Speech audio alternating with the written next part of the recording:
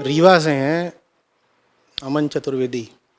डर का सामना कैसे करें? It is constantly there in your head.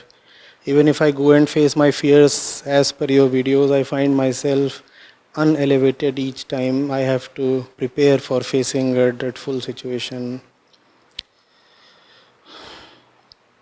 I live in social anxiety since 1 year. I have a healthy life, but this mental imbalance does not go away. It's hard, पर आदत बन चुकी है, मैं बाहर निकलना चाहता हूँ.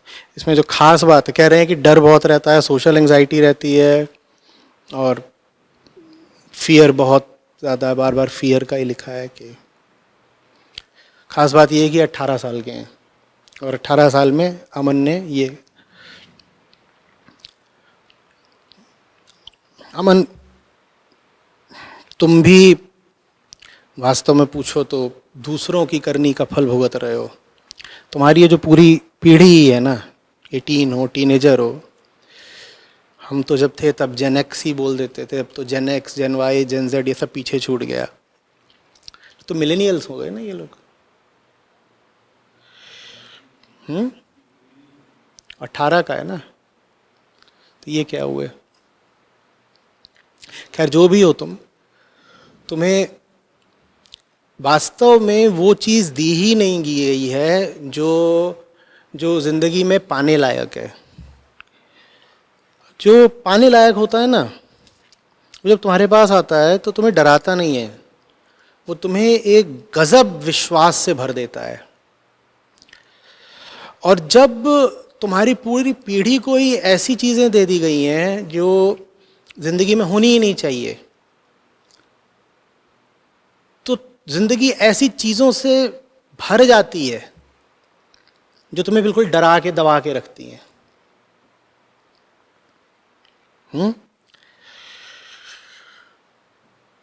सोशल एंजाइटी कह रहे हो. सोशल एंजाइटी बेटा इसलिए है क्योंकि तुम्हारे पास जो है वो बस सोशल ही सोशल है. सोशल मीडिया है, सोशल इन्फ्लुएंसर्स हैं, सोशल लाइफ है. और ये जितने लोग तुम्हारी सोसाइटी में हैं, जो तुम्हारे इन्फ्लुएंसर बने हैं, जो तुम्हारे रोल मॉडल बने हैं, ये सब तुमको गलत सोच से जीने के गलत तरीकों से लगातार भरे हुए हैं. उन्हीं गलत विचारों का, गलत तरीकों का अंजाम है डर. इन्होंने तुम्हें बता दिया है कि जिंदगी में सबसे कीमती वो चीजें हैं जो तुम्हें दूसरों ने दी हैं. माने कि अब इस उम्र में 18, तुम जा रहे हो और तुमको ग्रुप एक्सेप्टेंस अगर मिल रही है तो तुमको लगता है कि मैं तो एकदम सुपरस्टार हो गया. और वही जब नहीं मिलती तो तुमको तमाम तरीके के तनाव हो जाते हैं, एंजाइटी, डिप्रेशन भी हो जाता है. तुम्हारे आदर्श ऐसे होने चाहिए थे जो तुम्हें बताते कि तुम्हारे पास सच का एक अंदरूनी केंद्र होना चाहिए. लेकिन वैसे आदर्शों से तुम्हारा किसी ने कोई परिचय ही नहीं कराया.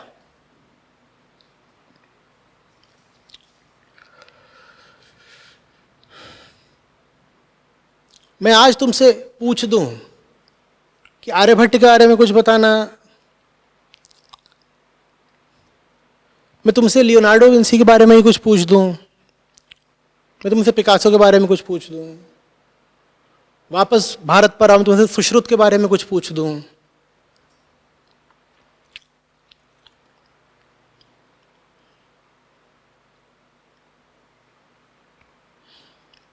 नहीं पता. हाँ, एक से एक फूहड़ और गलीच इधर उधर के दो कौड़ी के घूम रहे होंगे, उनका तुम्हें खूब पता होगा. तुम इसीलिए डरे हुए हो क्योंकि तुम्हें गलत लोगों के बारे में बहुत कुछ पता है और जिनके बारे में पता होना चाहिए उनका तुम्हें कुछ पता नहीं है.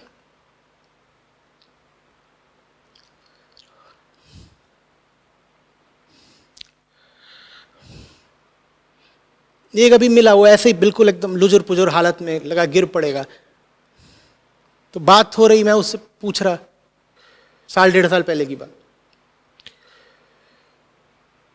मैंने कहा तुम्हारे आदर्श कौन है?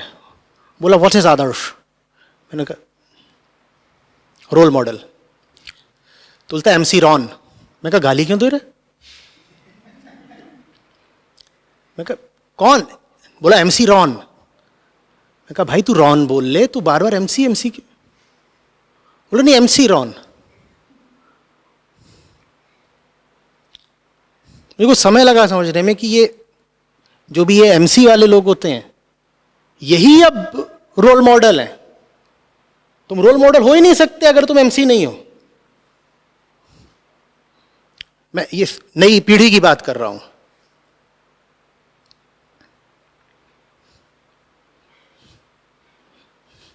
समझ आ रही बात? करता क्या है? बोलता रेपिंग।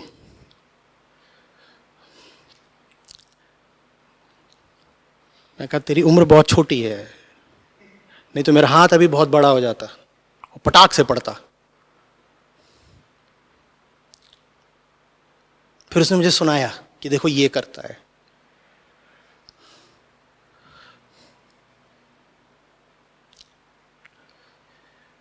और वो जो रैप संगीत था वो म्यूजिक भर नहीं था, वो अपने आप में पूरी फिलॉसफी थी जिंदगी की। जिंदगी जुआ है, खेल जाने दे।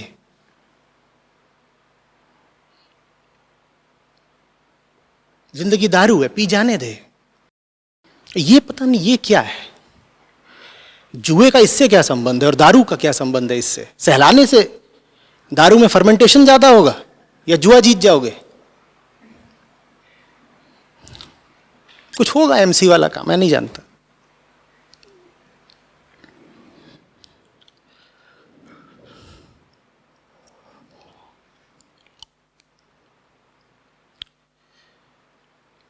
इन खुराकों पर तुम्हारी हस्ती बढ़ी और खड़ी हुई है। इस तरह की चीजें मानसिक रूप से सोख के, खा के, पी के तुम 16 साल के, 18 साल के, 20 के, शायद और 25-30 के भी हो रहे हो। अब तुम्हारी जिंदगी लड़खड़ाती हुई सी नहीं रहेगी तो कैसी रहेगी मुझे बताओ।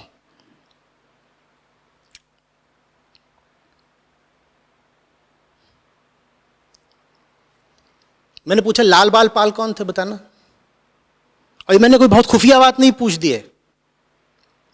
ये ऐसा भी नहीं कि तुम UPSC की तैयारी करोगे तो ही पता रहेगा। ये साधारण किसी भी बोर्ड की इतिहास की किताब में 8वीं 9वीं 10वीं में रहता है। थोड़ा नाइस मैन, लाल बाल पाल।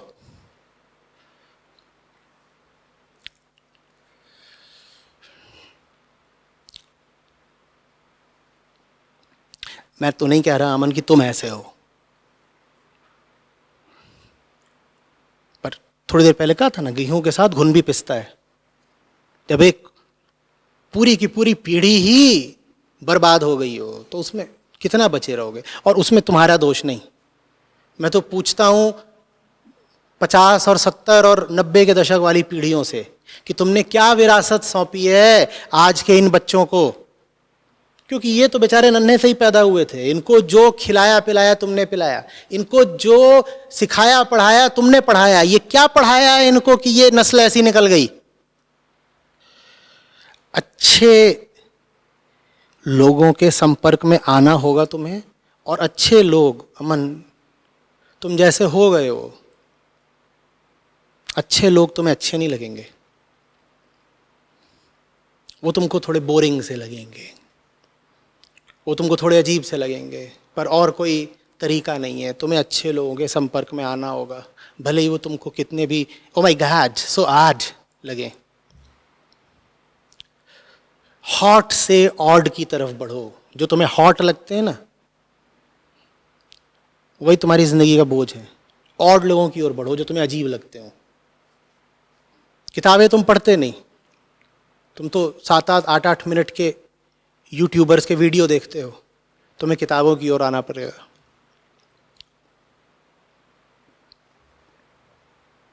ज़्यादातर काम जो तुम्हारी पीढ़ी करती है उससे तुम्हें हटना पड़ेगा अगर तुम डर को हटाना चाहते हो तो।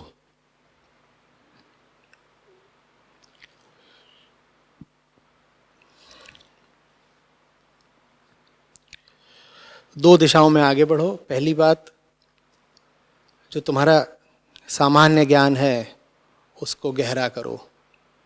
हम कौन हैं, हम कहाँ से आए हैं, इसकी जानकारी इकट्ठा करो।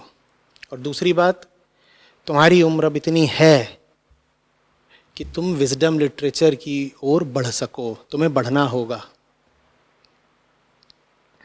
शुरुआत करो साधारण आध्यात्मिक कहानियों से, और वो कौन सी किताबें हैं जानना है तो संस्था से संपर्क करो। नंबर सार्वजनिक है, फ़ोन करो, तुम्हें बता दिया जाएगा। शुरुआत करो साधारण आध्यात्मिक कहानियों से, और उसके बाद धीरे धीरे हम तुमको उपनिषदों तक लेकर जाएंगे। वो डर का आखिरी इलाज है।